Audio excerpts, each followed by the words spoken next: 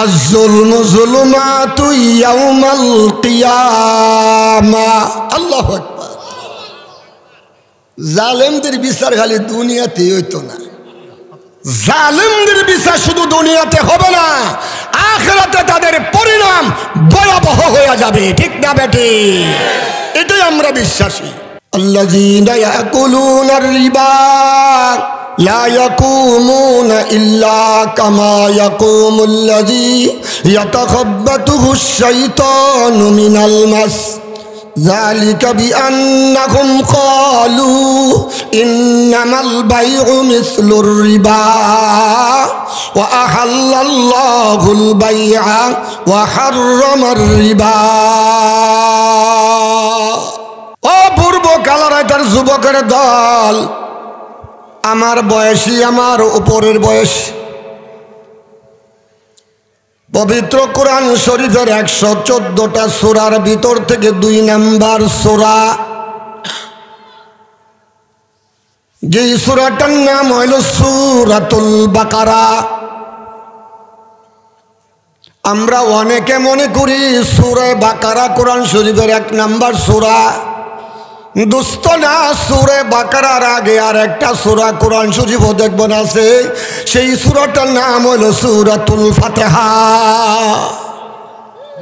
আছে কি নাই? আপনাদের নোয়াখালীও আছে তো, আলহামদুলিল্লাহ, বুঝাইতে সহজ আছে। সে 2 নাম্বার সূরা। এই সূরাটা মদিনাতুল মুনাওয়ারায় অবতীর্ণ হয়েছে। কোরআন শরীফের 114টা সূরা বাবা 2টা ভাগে বিভক্ত।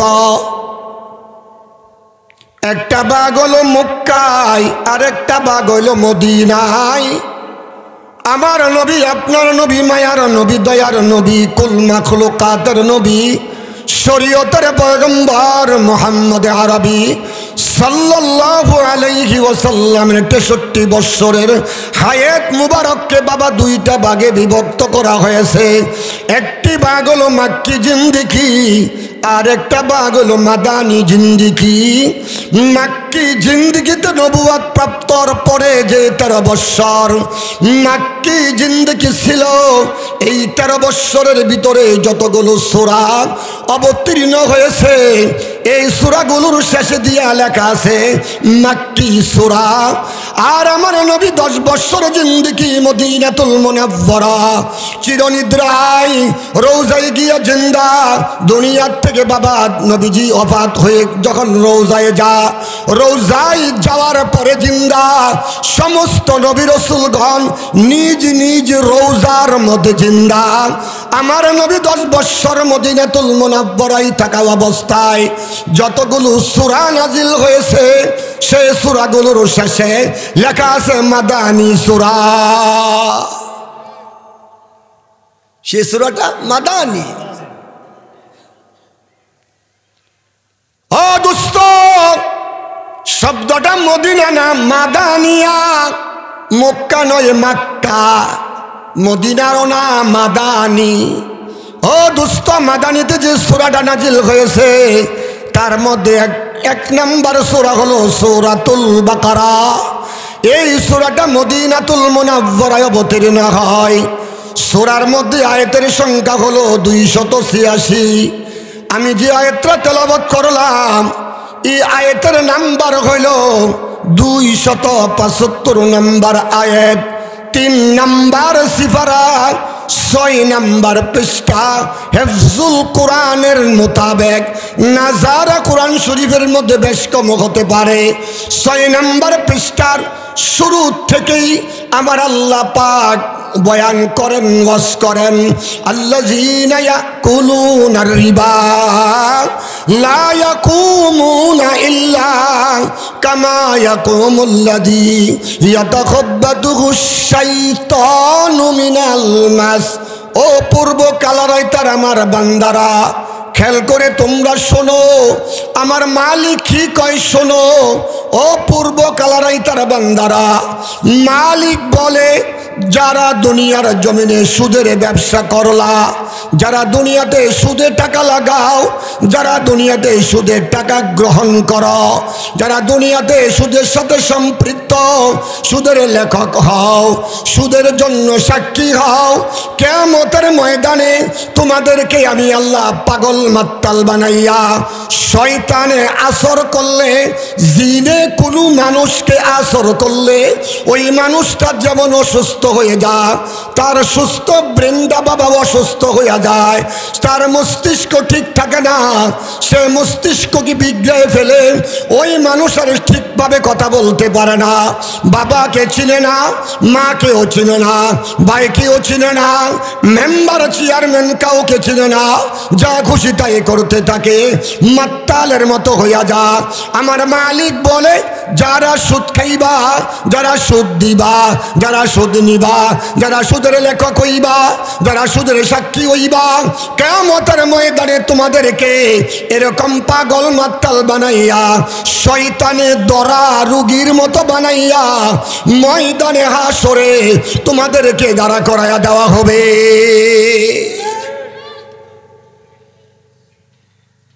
নামাজ তো 5 ওয়াক্তই পড়ছি,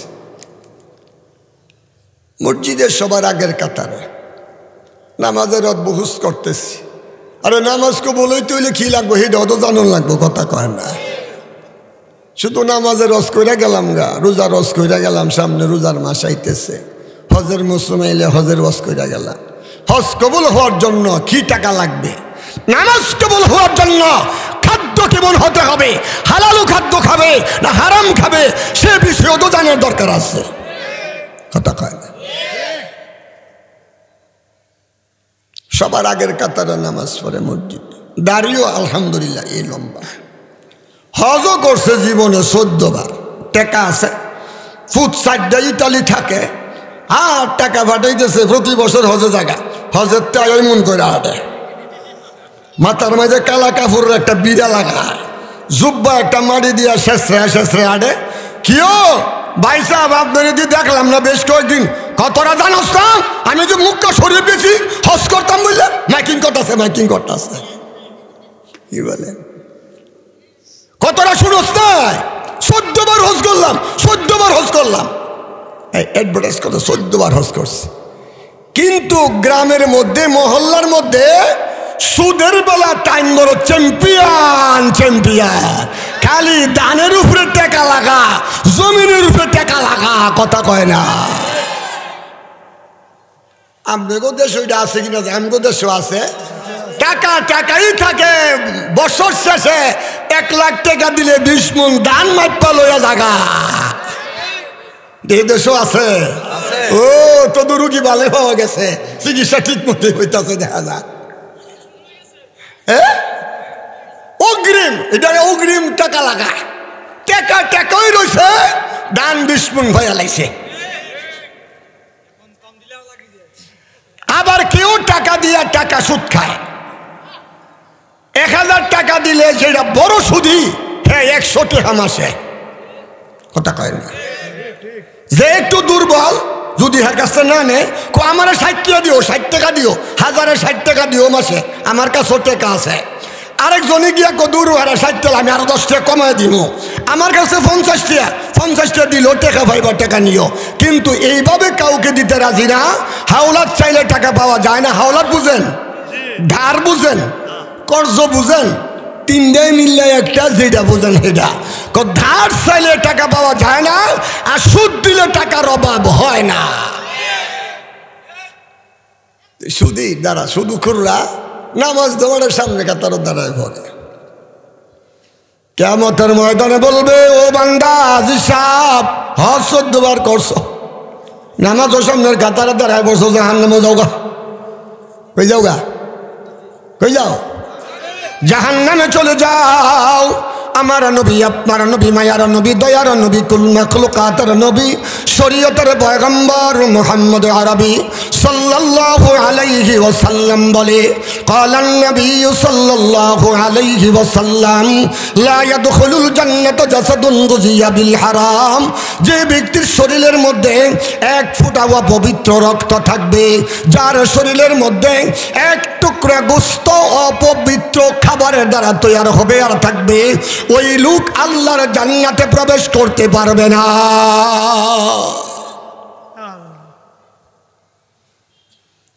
এ দোস্ত, সুদের টাকা হলো হারাম, অপবিত্র। আল্লাহর জান্নাত হলো পবিত্র। পবিত্র জান্নাতের মধ্যে অপবিত্র ঢুকতে পারবে না। পবিত্র জান্নাতে যাইতে হলে পবিত্র হইয়া দুনিয়ার থেকে যাইতে হবে। কবরে যাওয়ার পরে আর পবিত্র হওয়ার কোনো সুযোগ থাকবে না।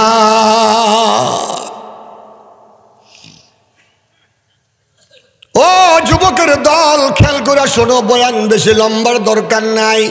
একটা কথার উপরে যদি আমল করো রে যুবক, বাবার বয়সী একটা কথার উপরে যদি আমল করেন যথেষ্ট। এই এলাকার মানুষ যদি সুদ মুক্ত হয়, জীবনে আর কোনো ওলামায়ে কেরাম সুদের ওয়াজ করতে হবে না। ম্যানেজিং কমিটি বলে দিবে এই এলাকার মানুষ কখনো সুদ খায় না, তারা সুদ ছেড়ে দিয়েছে হুজুর, এ বিষয়ে বয়ান করার কোনো দরকার নাই। এলাকার প্রত্যেকটা মানুষ যদি পাক্কা নামাজি হয়ে যায়, ম্যানেজিং কমিটি বলে দিবে নামাজের বয়ানের দরকার নাই। প্রত্যেকটা বালেক পুরুষ মসজিদের মধ্যে এসে জামাতে নামাজ পড়ে। আমাদের মহল্লায় বেনামাজি নাই। প্রত্যেকটা নারী যদি বাবা পর্দার ভিতরে চলে যায়, পর্দার বয়ান আর করতে হবে না। প্রত্যেকটা মানুষ যদি দাড়িওয়ালা হয়ে যায়, দাড়ির বয়ান করতে হবে না। প্রত্যেকটা মানুষ যদি নবীর সুন্নতওয়ালা হয়ে যায়, আর জীবনে সুন্নতের বয়ান করতে হবে না। দোস্ত, বেনামাজি থাকবে যতদিন, ও বাবা সুদখোর সমাজে থাকবে যতদিন, বাবা গো মদখোর গাঁজাখোর থাকবে যতদিন, ওই জমিনে বয়ান করতে হবে ততদিন। নবী আমার বলে, সুদে তুমি 1000 টাকা দিয়া মাত্র এক মাসে 60 টাকা পাইলা। কয় টাকা? 60 টাকা পাইলা, জাহান্নামী হইলা। ওরে যুবক, ও বাবারা, নবী আমার বলে, যদি কোনো ব্যক্তি একজন মুসলমান আরেকজন মুসলমানকে 1000 টাকা ধার দেয়, আইসা বলে, ভাইজান আমি বড় বিপদে, আমার মেয়ে আসছে বাড়িতে, আমার মেয়ের জামাত আসছে বাড়িতে, আমার ঘরে টাকা নাই, 1000 টাকা যদি আপনি আমাকে 1 মাসের জন্য ধার দেন, আমি 1 মাস পরে আপনাকে দিয়ে দিব ফিরে। দয়া করে 1000 টাকা ধার দিলে বলা হয়, আপনি তাকে 1000 টাকা ধার দেওয়ার বিনিময়ে আখরি পয়গম্বর বলে, আমার আল্লাহ ওই দিন থেকে প্রতিদিন 1000 টাকা আল্লাহর রাস্তায় সদকা করে দিলে যে সওয়াব হয়, ওই নেকিটা তার আমলনামার মধ্যে জমা হতে থাকবে। 30 দিনে 30,000 টাকা আল্লাহর রাস্তায় সদকা করে দিলে যে সওয়াব হয়, সেই পরিমাণ নেকি তার আমলনামার মধ্যে জমা হয়ে যাবে।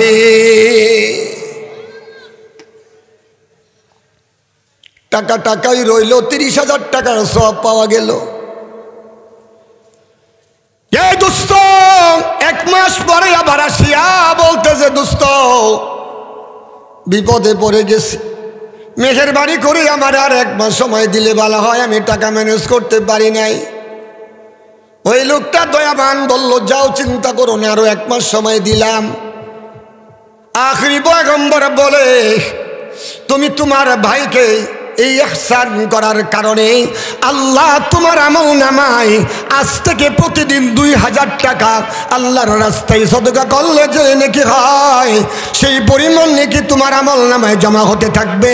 30 দিনে 60,000 টাকা আল্লাহর রাস্তায় সদকা করে দিলে যে সওয়াব হয়, সেই পরিমাণ নেকি আমার আল্লাহ তোমার আমলনামার মধ্যে দিয়া দিবে।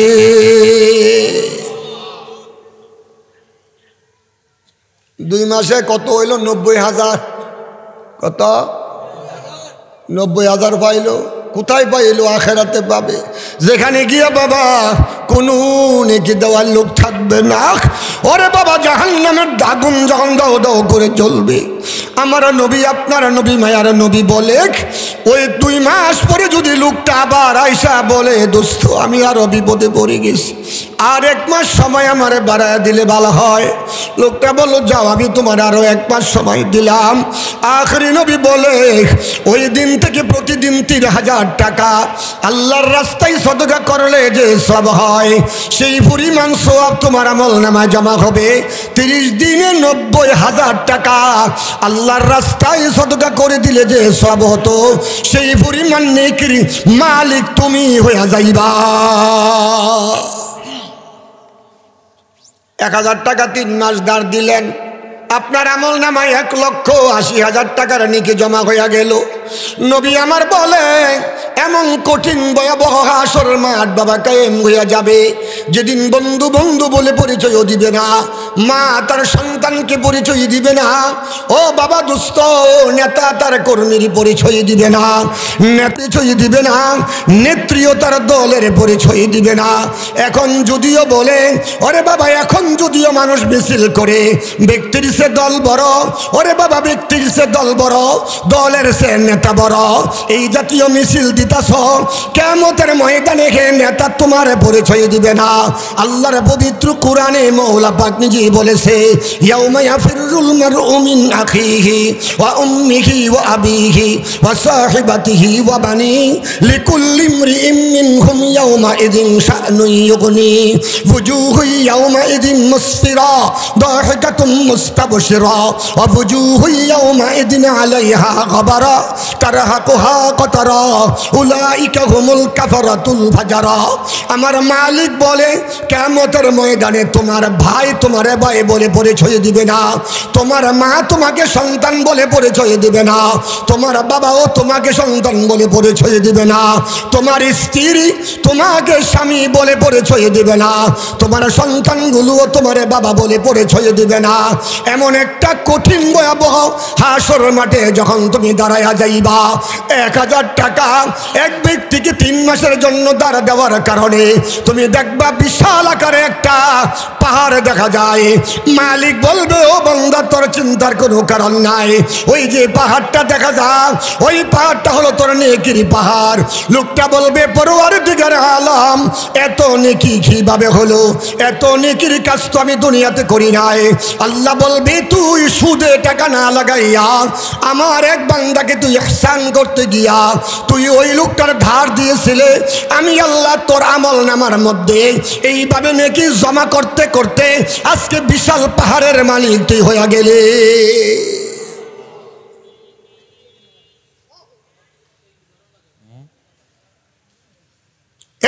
যুবকের দল, বাবারা, মায়ের দলেরা, যারা সুদি ব্যবসা করেন, বাবা নামাজ পড়েন, আলহামদুলিল্লাহ ভালো, নামাজের মধ্যে ইবাদত সীমাবদ্ধ না, রমজান মাস আসলে রোজা রাখেন ভালো, কিন্তু রমজানের রোজার মধ্যে ইবাদত সীমাবদ্ধ না। টাকা আছে, পয়সা আছে রে বাবা, মক্কা মদিনায় গেলা ভালো, কিন্তু মক্কা মদিনার মধ্যেই তোমার ইবাদত সীমাবদ্ধ নয়। টাকা আছে, তুমি যাকাত দাও, মানুষকে দান করো, মসজিদ নির্মাণ করো ভালো, কিন্তু এইগুলোর মধ্যে ইবাদত সীমাবদ্ধ না। তাহলে ইবাদত আবার কোথায়? ইবাদত হলো আমার আল্লাহর প্রত্যেকটা আদেশ মানার নাম হইল ইবাদত, আমার আল্লাহর সমস্ত নিষেধগুলো মানার নাম হইল ইবাদত। আদেশ মানো, নিষেধ মানো না, তুমি আল্লাহর ইবাদত করো না, তুমি মুনাফিক। নামাজ পড়ো, হজ করো, বিবিরে পর্দা করো, ওয়াজ নসিহত করো, মসজিদ নির্মাণ করো, কিন্তু তুমি সুদ খাও, ওইগুলি আল্লাহর আদেশ মানো, শুদ্ধ আমার আল্লাহর নিষেধ এটা তো মানো না। তাহলে বোঝা গেল ওইগুলি মানুষকে ধোঁকা দেওয়ার জন্য করা, লোক দেখানো, ইমানওয়ালা কপট মুনাফিক, লোক দেখানো আমলওয়ালা কপট মুনাফিক, জায়গা তাদের জাহান্নামের সবচেয়ে নিচে, ঠিক জায়গা তাদের জাহান্নামের সবচেয়ে নিচে, ঠিক। ও দোস্ত, আম্মা জান আয়েশা সিদ্দিকা রাদিয়াল্লাহু তাআলা আনহা নবীজির স্ত্রীগণ, বিবিগণ, আমাদের আম্মা, আমাদের আম্মা জান। নবীদের অবর্তমানে তিনাদেরকে পৃথিবীর কোনো উম্মত বিয়ে করতে পারবে না, কারণ তিনারা রুহানি মা, তিনারা হলেন আমাদের রুহানি মা। আম্মা জান আয়েশা সিদ্দিকা রাদিয়াল্লাহু তাআলা আনহা একদিন প্রশ্ন করেন, ইয়া রাসূলুল্লাহ, হাসরের ভয়াবহতার কথা আপনার কাছে শুনে কলিজার মধ্যে অতি ভয় পয়দা হয়ে গেছে। আমি একটু জানতে চাই, এ হাসরের মাঠে কি আপনার পরিবারের কথা আপনার মনে থাকবে কিনা? নবী আমার বলে, আয়েশা, আমার মনে থাকবে, তবে 3 জায়গার মধ্যে কেউ মনে রাখতে পারবে না। আল্লাহ, এ সুদী ভাইয়েরা, নামাজ পড়েন আলহামদুলিল্লাহ, বড় ভালো কাজ করতেছেন। নামাজ আমার আল্লাহ পাকের সবচাইতে বড় একটা হুকুম, সুদ আমার আল্লাহর সবচাইতে বড় একটা নিষেধ। নামাজ আমার আল্লাহর সবচাইতে বড় একটা হুকুম, সুদ আমার আল্লাহর সবচাইতে বড় একটা নিষেধ। ও দোস্ত, নবীজি বলে 3 জায়গাতে তামাম পৃথিবীর কোন মানুষ কেউ কারো কথা মনে রাখতে পারবে না। কয় জায়গা? কথা বুঝেননি আপনারা? গলা ভাঙ্গা, গলা কিন্তু অসুবিধা, কথা স্পষ্ট বুঝেন কিনা? আর কত 33 বছর বয়ানের মাঠে, 33 শতে উলামায়ে কেরাম মাইকে বৈশা বলে, আমরা জন্মের আগের থেকে হুজুরে বয়ান করতেছে, আমরা শিশু তখন থেকে হুজুরে আমাদের এলাকায় ওয়াজ করে। আর কতকাল বাবা, আর তো শরীরেও কুলান, আবার হার্ট অপারেশন। যাই হোক, সেটা বলার জন্য আসি নাই। যদিও গলা বাঙ্গা সুরা কয়েকটা কথা কই, যদি এই কথাগুলির উপরে আমল করেন আপনাদের নাজাতের জন্য যথেষ্ট হয়ে যাইতে পারে, ঠিক না বেঠিক? আজকের থেকে যদি পূর্ব কালারাইতার মানুষ তওবা করে, মাবুদ জীবনে আর একদিনও সুদ খাবো না, পারি তো হাওলাত দিব, না পারি তো না দিব, তবু আমি সুদের কাছে যাব না, ঠিক না বেঠিক? এরকম ভাবে যদি আমরা ওয়াদা করি, পারি তো পারি, তাহলে হাওলাত দিব, না পারি হাওলাত দিব না, তাও সুদের কাছে আমরা যাব না। টাকা ধানের উপরে লাগাবো না। 3 জায়গাতে মনে থাকবে না। কয় জায়গায়? আম্মা জান আয়েশা সিদ্দিকা রাদিয়াল্লাহু তাআলা আনহার চোখ দিয়ে পানি ঝরছে। ইয়া রাসূলুল্লাহ, ওই 3 জায়গার নামটা জানতে চাই। নবী আমার বলে, ও আয়েশা শুনে রাখো, 1 নম্বর জায়গা হলো বিচারের কাজ যখন শুরু হয়ে যাবে, আমার মালিক যখন লিমানিল মুলক ইয়াউমা লিল্লাহিল ওয়াহিদিল কাহ্হার। ওরে বাবা, এত রাগান্বিত একটা নাম, কাহ্হার নামের মতন এত রাগান্বিত আর কোনো নাম নাই। যে মালিকের নাম হইল বাবা রহমান, যে মালিকের নাম হইল বাবা রহিম, যে মালিকের নাম হইল বাবা রাজ্জাক, যে মালিকের নাম হইল গফফার, ওই মালিক, এই নামটা দুনিয়াতে বাবা উচ্চারণ করা হবে না। ওই নামটা হবে একমাত্র বিচারের আগ মুহূর্তে, লিমানিল মুলক ইয়াউমা লিল্লাহিল ওয়াহিদিল কাহ্হার। আমার মালিক যখন কাহ্হার নাম ধারণ করিয়া বিচারের কাজ শুরু হয়ে যাবে, তামাম পৃথিবীর মানুষগুলো পাগলের মতন অস্থির হয়ে যাবে। তামাম পৃথিবীর মানুষগুলো নিজের আমলের দিকে চিন্তায় পড়ে যাবে। না জানি আমি কোন অবস্থার মধ্যে পড়ি, না জানি আমি হিসাব দিতে গিয়া কোনো ধরা খায়া যায়। ওই সময় তার বাবা মার কথাও মনে থাকবে না, বিবি বাল বাচ্চার কথাও মনে থাকবে না, বন্ধু বান্ধবের কথাও মনে থাকবে না, নেতা নেত্রীর কথাও মনে থাকবে থাকবে না, ক্ষমতার কথাও বাবা মনে থাকবে না, গদির কথাও বাবা মনে থাকবে না। এক নম্বর জায়গা হলো বাবা, সেটা হলো বাবা বিচার যখন শুরু হয়ে যাবে। দুই নম্বর জায়গা আম্মা জানা আয়েশা সিদ্দিকা রাদিয়াল্লাহু তাআলা আনহা জিজ্ঞাসা করে, ইয়া রাসূলুল্লাহ, দুই নম্বর স্থানটা কোথায়? আমার নবী বলেন, দুই নম্বর স্থানটা হলো যখন হিসাব শেষ হয়ে যাবে, আমার মালিক যখন পরীক্ষার পরে রেজাল্ট আউট করে দিবে, আমল নামা যখন হাতের মধ্যে বুঝাইয়া দিবে, আমল নামা যখন হাতে বুঝাইয়া দেওয়ার সময় হবে, মানুষগুলো এত ব্যস্ত হয়ে যাবে, এত অস্থির হয়ে যাবে, না জানি কার আমল নামা ডাইন হাতে আসে, না জানি কার আমল নামা বাম হাতে আসে। এসএসসি পরীক্ষা দিয়েছে বাবা ছেলে আর মেয়ে, এসএসসি পরীক্ষা দিয়েছে ছেলে আর মেয়ে, ডিগ্রি পরীক্ষা দিয়েছে ছেলে আর মেয়ে। একটা পেরেশানি হলো পরীক্ষার হলের ভিতরে যাওয়ার পরে, একটা পেরেশানি হলো হলের ভিতরে যাওয়ার পরে না জানি প্রশ্নমালার মধ্যে কি প্রশ্ন এসেছে, আমার কমন পড়ে না আমার কমন না পড়ে, এই চিন্তায় বেশ অস্থির হয়ে যায়। পরীক্ষা দিয়ে বাড়িতে চলে আসছে, আগের দিন বাবা খবর হয়ে গেছে আগামী কালকে পরীক্ষার রেজাল্ট আউট হবে। যারা পরীক্ষা দিয়েছে অনেকে দরজা দিয়ে ঘরের ভিতরে বসে কান্না করতেছে, না জানি আমার পরীক্ষার রেজাল্ট ফেল চলে আসে। ওরে বাবা পাগলের মতন দৌড়ায়, কার রেজাল্ট জানি কি আসে। ময়দানে হাসরে রেজাল্ট আউট হওয়ার সময় এরকম পাগল হয়ে যাবে, কেউ কারো কথা মনে রাখতে পারবে না। ও দুস্থ, যারা সত্যিকার দুনিয়াতে ইমানদার, নামাজও পড়েছে, রমজানের রোজাও রেখেছে, টাকা আছে হজ করেছে, টাকা আছে জাকাতও দিয়েছে, টাকা আছে বাবা মসজিদ নির্মাণ করেছে, ও বাবা সুদের কাছ থেকে দূরে সরে রয়েছে, জীবনে কোনোদিন 1 টাকা সুদ খায় নাই, ব্যাংকে টাকা রাখার পরেও যে লভ্য অংশ আসছে ওই টাকাটাও নিজে গ্রহণ করে নাই। ব্যাংকে সেভিংস অ্যাকাউন্ট করিয়া টাকা রাখলা তুমি 10 বছর, দেখো গিয়া দেখো তোমার 10 লাখ টাকার মধ্যে 14 লাখ হয়ে গেছে। তুমি 10 লাখ তোমার জন্য হালাল খাইতে পারবা, অসুবিধা হবে না।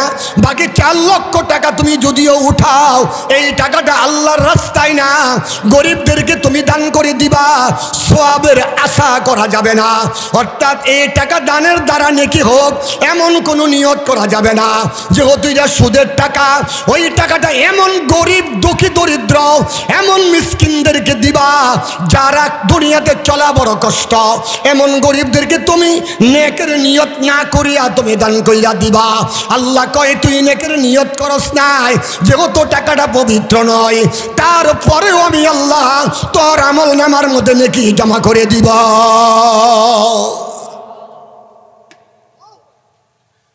দুইটা গেল জায়গা, কয়টা জায়গা গেছে? আর একটা বাকি আছে কি নাই? আছে। আম্মা জানা আয়েশা সিদ্দিকা রাদিয়াল্লাহু তাআলা আনহা প্রশ্ন করে, নবী গো 3 নম্বর জায়গাটা কোথায়? নবী আমার বলে 3 নম্বর জায়গা হলো ফুলসিরাতের ঘোড়া। আল্লাহ,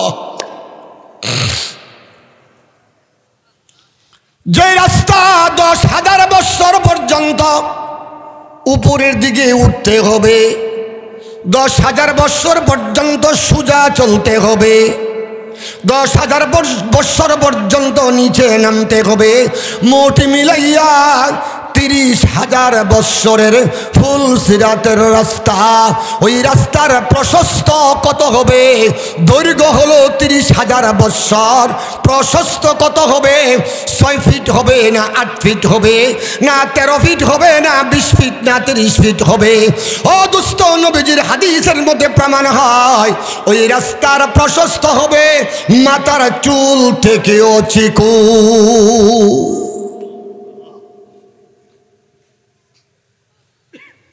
ও সুধী ভাইয়েরা, খেল করে বুঝো, নামাজ পড়ার পরেও কিন্তু জান্নাত পাইবা না, পাইবা না।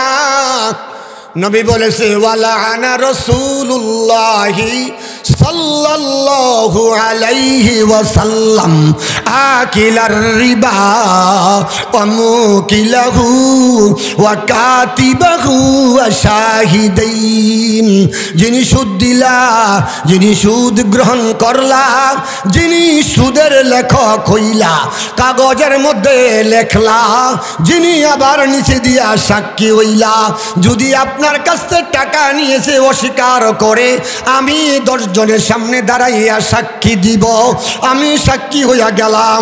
আমার নবী বলে কিয়ামতের ময়দানে এই 4 দলের উপরে আমার নবীর লানত, আমার নবীর অভিশাপ, আমার নবী যাদেরকে বাবা লানত করেছে, আমার নবী যাদেরকে অভিশাপ দিয়েছে, ওই লোক জান্নাতে যাবে তো দূরের কথা, জান্নাতের গন্ধ পাবে না। ঠিক না বে ঠিক? এরে দোস্ত, মাথার চুল হইতেও চিকন। নবী আমার বলে আয়েশা রসুল, এই চুলটা কত দাঁড় হবে, খুর দিয়া মানুষের মাথা কামাই শিলেরা নাফিতের দলেরা, এ খুঁটার যত দাঁড় তার চাইতে অধিক দাঁড় হবে। ও দুস্থ, তার নিচে জাহান্নামের আগুন দাউ দাউ করে জ্বলবে। قال النبي صلى الله عليه وسلم ناركم جزء من 70 جزء من النار جهنم। ও আল্লাহর বান্দা নবীর উম্মতের দল, জাহান্নামের আগুনটা নিচে দাউ দাউ করে জ্বলবে। যারা সত্যিকার আমলওয়ালা হবে, নামাজি হবে, সুদ ছাড়নেওয়ালা হবে, হালাল গাঁজা খাবে, বিবিরে পর্দার মধ্যে রাখবে, সত্য কথা বলবে, উলামায়ে কেরামকে সম্মান করবে, নবীরে সম্মান করবে। আল উলামা ওয়ারাসাতুল আম্বিয়া, উলামায়ে কেরাম হলো নবীজির ওয়ারিস, উলামায়ে কেরাম হলো নবীজির ওয়ারিস। আমার নবী এখন দুনিয়াতে নাই, উলামায়ে কেরামকে যদি তুমি সম্মান করো, আমার নবীকেই যেন তুমি সম্মান করলা। আর আমার নবী বলে আখির জামানার আমার উলামায়ে কেরামকে যদি তোমরা, আলেমদেরকে যদি তোমরা মুহাব্বত করো, সম্মান করো, আমি নবীরই যেন তোমরা মুহাব্বত করলা, সম্মান করলা। আমি নবী সুসংবাদ দিয়ে দিলাম, ওয়ামান আহাব্বানি কানা মাই ফিল জান্নাহ। কাল কিয়ামতের ময়দানে এই কঠিন জাহান্নামের মধ্যে তোমাদের যাইতে হবে না। আমি নবী ওয়াদা করলাম, কিয়ামতের ময়দানে আমি নবীর সঙ্গেই তোমরা জান্নাতে যাইবা। এখন তো আলেম ওলামারা দেখলে খালি ঠাট্টা। আসরের নামাজ ইমাম সাহেবের পিছনে পড়ছে, চা দোয়ানো গিয়া বইয়া বইয়া কয়, হে কোন ইমাম হইল, হে কোন ইমাম, আমি যদি সভাপতি হইতাম কবে হারে আনতে বিদায় করে দিতাম। কত নম্বরের মুনাফিক দেখেন, কত নম্বরের মুনাফিক। ইমাম সাহেবের পিছনে নামাজ পড়ে গিয়া ইমাম সাহেবের বিরুদ্ধে ষড়যন্ত্র করে। হেরসে বড় মুনাফিক আর কে হতে পারে? যত কুৎসা, অপবাদ, অবাস্তব কথা উলামায়ে কেরামের পিছনে গিয়ে কয়, মসজিদের ইমাম সাহেবের বিরুদ্ধে কওয়ার চেষ্টা করে, একদল শয়তানের দল। ঠিক না বেটে? সুদের বয়ান করলে সুদীরা লাগে ইমাম সাহেবের পিছে। ইমাম সাহেবের বেতন দেই আমরা, আমগুর বিরুদ্ধে আওয়াজ করছে, হে রে ইমুন ফসানু ফসামু সমাজে, হে যাতে ইজ্জত নিয়ে যাইতো না পারে। কি বলে? সুদের ওয়াজ ইমাম সাহেব করতে পারে। নামাজের ওয়াজ করলে বেনামাজিরা কয়, আমরার বিরুদ্ধে আওয়াজ করে আমরা বেতন দিয়ে রাখছি, এই ইমাম চলতো না, রে বিদায় করতেইব। নামাজের ওজো করতে পারতো না, সুদের ওজো করতে পারতো না, বয়ান ঘুরাই গেছে গা পর্দাত।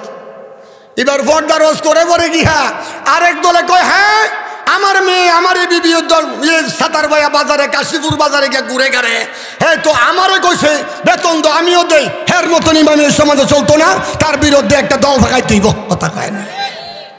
ইমাম সাহেব ওয়াজ করতো কোন দিক দিয়া? কোনো ওয়াজও করতে পারে না, রোগীও বালা হয় না। ঠিক না বেঠি? নবী আমার বলে, যারা সত্যিকার নামাজি হইবা, হালাল গাঁজা খাইবা, বিবিরে পর্দা করবা, সত্য কথা বলবা, আলেম ওলামাদেরকে সম্মান করবা, আমার নবী বলে ওয়ায়ুতিহিল্লাহু বিয়ামিনিহি ওয়া আমরু আলাস সিরাতি কাল বারকুন ওয়া ইউদখিলুহুল জান্নাতা বিগাইরি হিসাব। আমার নবী বলে যখন কিয়ামতের ময়দানে হিসাব শুরু হয়ে যাবে, হিসাব শেষ হওয়ার পরে আমার আল্লাহ পাক তোমাকে আমলনামাটা তোমার ডান হাতের মধ্যে দান করিয়া দিবে। ওয়ায়ুতিহিল্লাহু বিয়ামিনিহি, তুমি ডানে হাতে আমলনামা পাইবা। ডানে হাতে আমলনামা পাওয়া মানে জান্নাতি হয়ে যাওয়া। ওই কালবার কোন শব্দ দিয়া বোঝায় এই যে 30,000 বছরের ফুলসিরাতের রাস্তা, নিচে হলো জাহান্নাম। ওই ফুলসিরাতের রাস্তা আমার আল্লাহ বিজলির আকারে ফুলসিরাত পার করিয়া দিবে।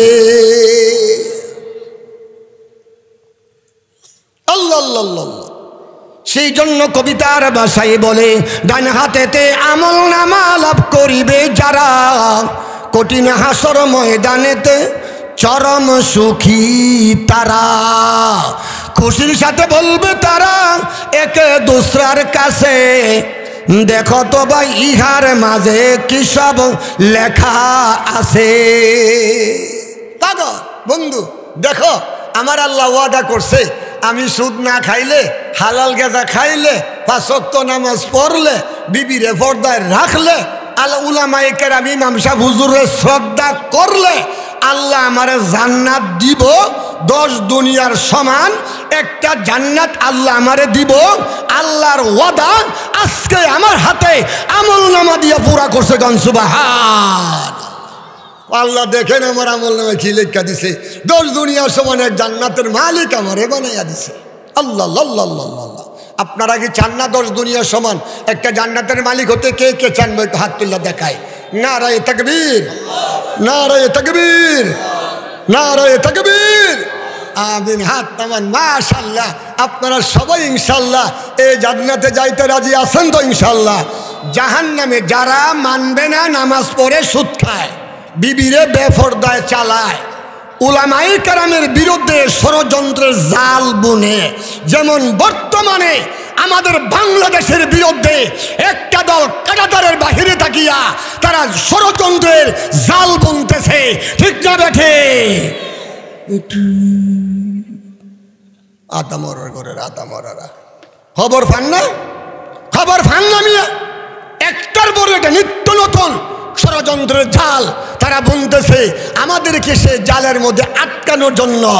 বাংলাদেশের মানুষ সচেতন, বাংলাদেশের মানুষ এখন সজাগ হয়ে গেছে, বাংলাদেশের মানুষ এখন সুচ্চার হয়ে গেছে। আর তোমাদের ষড়যন্ত্রের জালে আবদ্ধ হবে না, হবে না, হবে না। ঠিক না বেঠি? যত ষড়যন্ত্রই করো, তাদের মাথা গরম হয়ে গেছে। দাদি যখন ভারতে গেছে সকল দাদার মাথা গরম হয়ে গেছে। কথা কয় না? দাদি যেই মাত্র ভারতে গেছে সকল দাদার মাথা গরম হয়ে গেছে।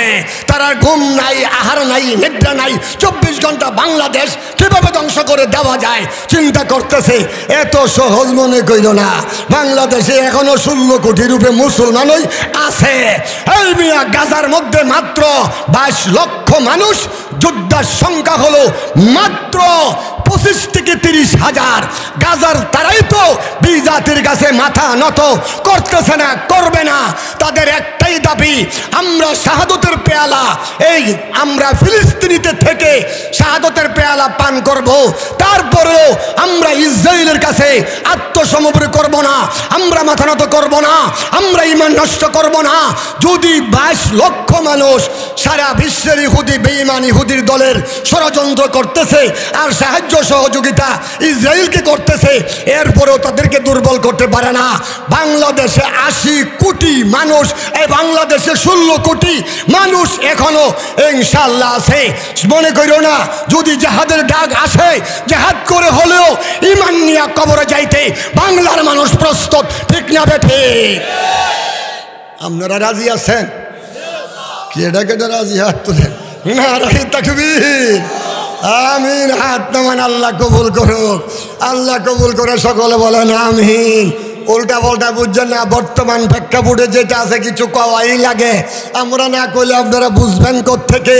এই দুস্থ আফগানিস্তানে একটানা 20 বৎসর যুদ্ধ করেছে, একদিন 2 দিন নয়, একটানা 20 বৎসর যুদ্ধ করার পরে আল্লাহ তাআলা আফগানিস্তানকে মুসলমানের হাতে বুঝাইয়া দিছে কি দিছে না? এখন বেপরদায় চলতে পারে না, সুদ খাইতেও পারে না, নামাজ ছাড়তেও পারে না, ডাকাতি করতে পারে না, সন্ত্রাসী করতে পারে না, এখন সব বন্ধ। বাংলাদেশও এরকম দোয়া করেন, আল্লাহ এমন একজন ন্যায়পরায়ণ বাদশাহ বাংলাদেশের জন্য নিযুক্ত করুক, যাতে বাংলাদেশে আর বিগত দিনের মতন স্বৈরাচারী, খুনি, সন্ত্রাসী, জালেম এই দেশে যেন না আসতে পারে। এটা আমাদের সতর্ক থাকা একান্ত দরকার। আমাদের ইমানি দায়িত্ব, ইমানি দায়িত্ব, ইমানি দায়িত্ব, ঠিক না বেঠে?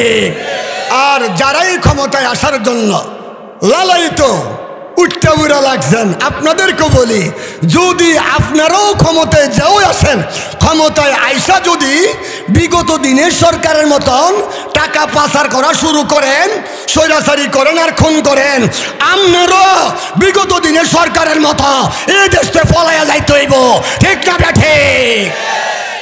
কাউকে ছাড় দেওয়া হবে না। মরবো তো মরবো, ইমান নিয়ে বাঁচবো তো বাঁচবো, ইমান নিয়ে বাঁচবো, মরবো তো মরবো, ইমান নিয়ে কবরে যাব, ঠিক না বেঠিক?